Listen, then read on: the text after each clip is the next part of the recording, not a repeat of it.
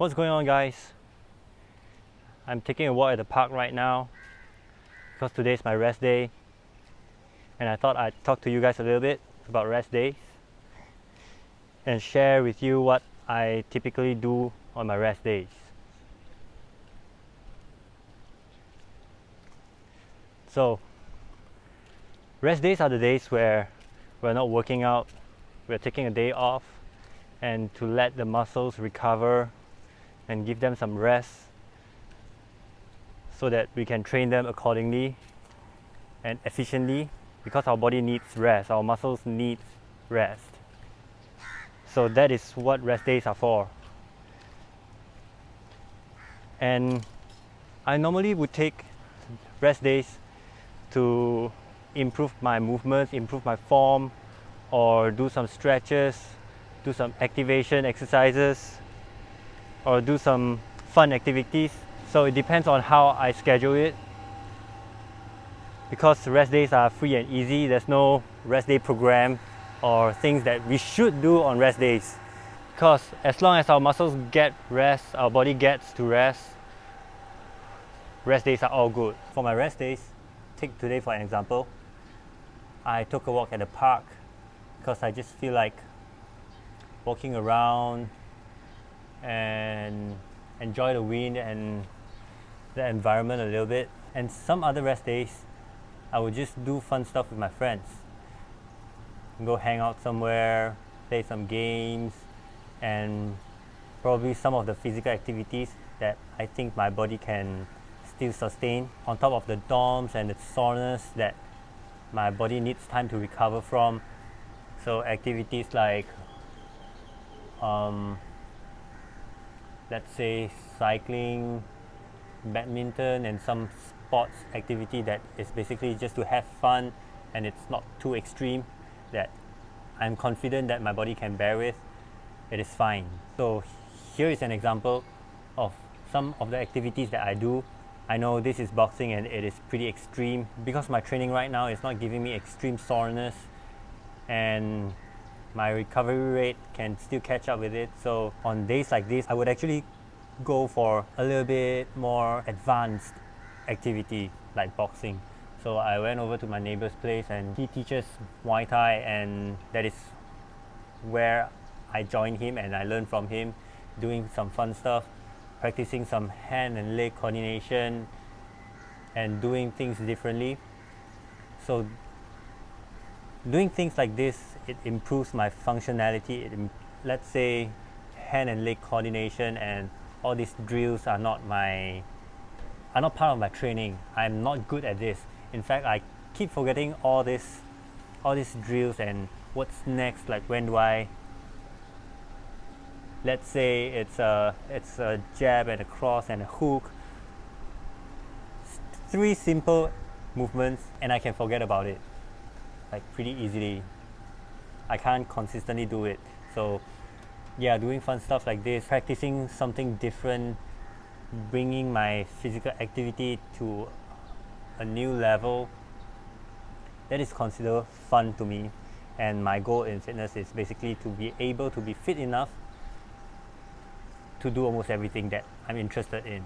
Yeah, I want to do almost everything. I want to try them all, and that is enjoyment to me. So other than this, on most of my rest days, I would actually schedule in some stretches and some muscle activation. Because I don't have the best shoulders, I've been talking about this, my shoulder joints are pretty effed up and I have some form of lower back discomfort. It used to be painful and it's been improving. That is what I'm focusing on, doing stretches and some hip mobility exercises, and to basically balance out the muscles and the tightness. It is health that we are talking about here. The most recent pain that I've been dealing with, it's neck pain. According to my chiro, my neck is pretty long, and some of the forward neck issue has been giving me problems. CT junction over here, my cervical and thoracic junction over here, get stuck easily, and when they get stuck, I feel extreme pain. So my stretches and my muscle activation exercises are usually planned to revolve around these injuries and things that I think I need improvements on. Like let's just say this person, he has tight hamstring, and it's been pulling him, it's been affecting his exercises, his workout, his movements, and possibly his daily activity. Let's say he's not dealing with extreme pain, just some kind of discomfort, and things like that usually are caused by muscle imbalances if it's not extreme pain. When it's extreme pain, please do consult your physician. Go see a doctor or a chiropractor or see the physiotherapist, right? So you don't want to be messing with extreme pain yourself. Alright, back to the point. About these discomforts, they are usually caused by muscle imbalances. So some muscles are weak and some muscles are tight, are overactive. Doing all these stretches and muscle strengthening and muscle activation, it is going to benefit our body, and in long term it is going to give us better health and put our body in a better position. In my Instagram, I put this story in my highlight where I did all these drills, and if you want to find out, just go to my Instagram. I will put the link to my Instagram in the description down below. So visit it and look at the highlight. I think I named it as rest day or something like that. So go watch it. It is a pretty complete stretching and muscle activation drill that I think everyone can do, especially if you are sitting at home most of the days right now, or you're facing your computer most of the time, where we always are going to hunch our back, roll our shoulders over. So this drill helps us to open up our chest, put our lower back in a better position, and I'll talk about the details of the exercises later. So these are the activities that I would recommend you guys to do on rest days. So what we want to do on rest days is, other than not doing anything, resting, right?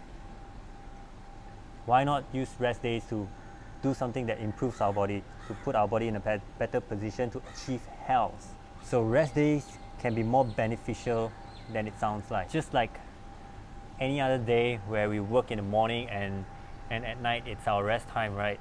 So what we do during the rest time will define what we are in the long term.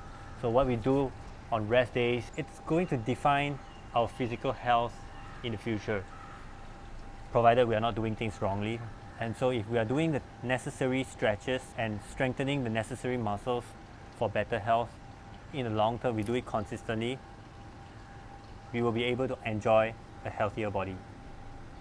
And that is that one point that I want to share with you guys in this video. So right now, I'm going to talk about all the exercises and the details that I shared on my Instagram. So if you guys want to do the drills, you guys want to do some stretches, follow the story and get better posture. Alright, so the first movement over here, we are stretching on the quads, and you see me leaning backwards with my hips relatively more open up instead of bending them. Hips are straight and I'm leaning backwards, and that is going to emphasize on the stretch on the quad muscles that is closer to the knee. Do it and you will feel it right there. The next exercise, you see me starting to, at the same position, starting to slide forward and lean forward with my hands trying to reach to the top, and that is going to emphasize more stretch on the quads muscles as well, but closer to the hip part of the quads, and also it stretches the hip. So this stretch opens up our hip, opens up our quads, and with our hands trying to reach to the top, it's going to stretch this whole part of the muscle, this whole chain. And that is beneficial to most of the people out there where our activities are mostly sitting in front of a computer or sitting in front of the TV. Alright, and this balances out on our tight hips and tight quads. So this movement over here, we are talking about stretching the quadrus lumborum, QL in short, and it is a pretty famous tight muscle that most people will face because we tend to sit by leaning toward one side or the other. So in most cases, if we lean towards the right side when we sit, normally the left QL will get tight and vice versa. But also there are cases where, you know, some people they lean to the right, but the right QL tends to tighten up.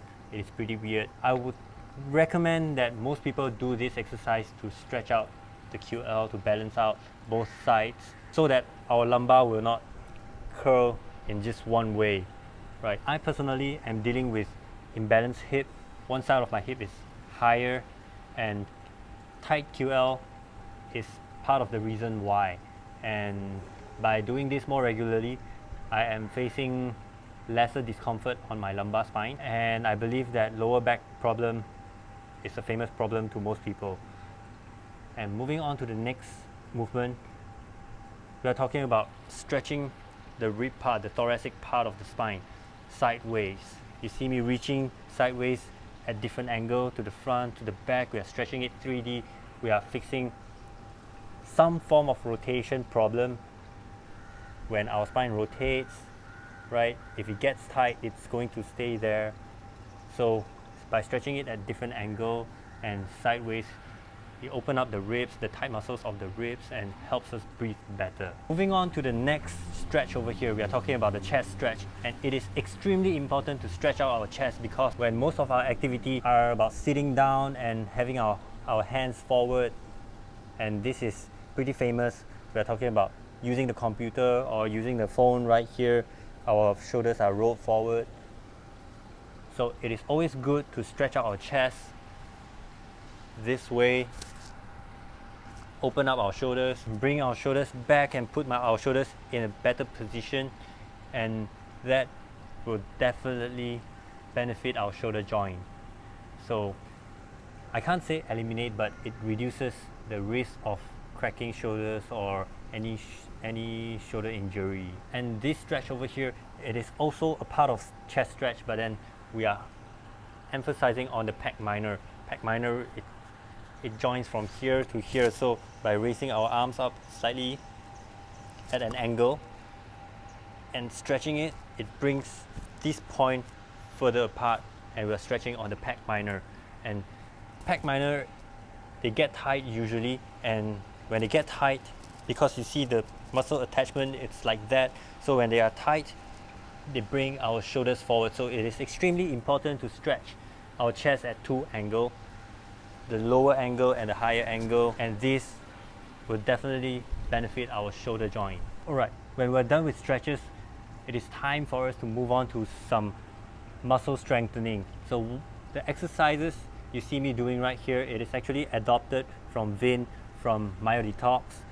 So he shares extremely valuable exercises and contents. And this exercise right here, it is to balance out our hip by training our core. And I linked his post in my next post, so you guys can follow through the different stages of the exercise. So what he included in his post right there, it is from the very basics to slightly more challenging stages to train the core to balance out the hip. Alright, so I talked about stretching the chest and open up the chest.